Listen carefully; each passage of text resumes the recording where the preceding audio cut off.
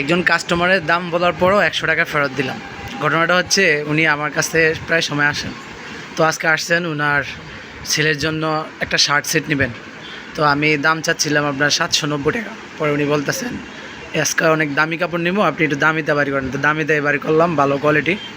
790 টাকা দাম চাইলাম, পরে কাছে তো 700 টাকা দিই। পরে আমি কাছে আপনি টাকাটা দেন। পরে টাকাটা দেওয়ার পরে ওনার কাছ থেকে আমি 600 টাকা রাখলাম। চাইলে কিন্তু আমি অন্য 700 টাকা রাখতে পারতাম, রাইট আছে আমার, কিন্তু অতিরিক্ত মুনাফা আপনার জন্য মঙ্গলজনক নয়। অর্থাৎ আমি এটা 600 টাকা লাভ হইলে আমার যথেষ্ট। 600 টাকা যদি বিক্রি করি তাহলে এটা আমার যথেষ্ট হয়। সেই জায়গায় আমি 700 টাকা 100 টাকা চাইলে অতিরিক্ত রাখতে পারতাম, কিন্তু যে অতিরিক্ত মুনাফা মানুষ দিবে কিন্তু আপনি নেবেন না।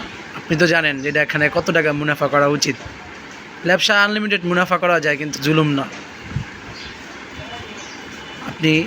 আমরা যারা এই ব্যবসা করি সবাই যদি এরকমভাবে মেনে চলি, ইনশাল্লাহ এই দেশ সামনে ভালো হতে বেশি সময় লাগবে না। দোয়া চাই আমার ব্যবসা, ছোট্ট এই ব্যবসার জন্য।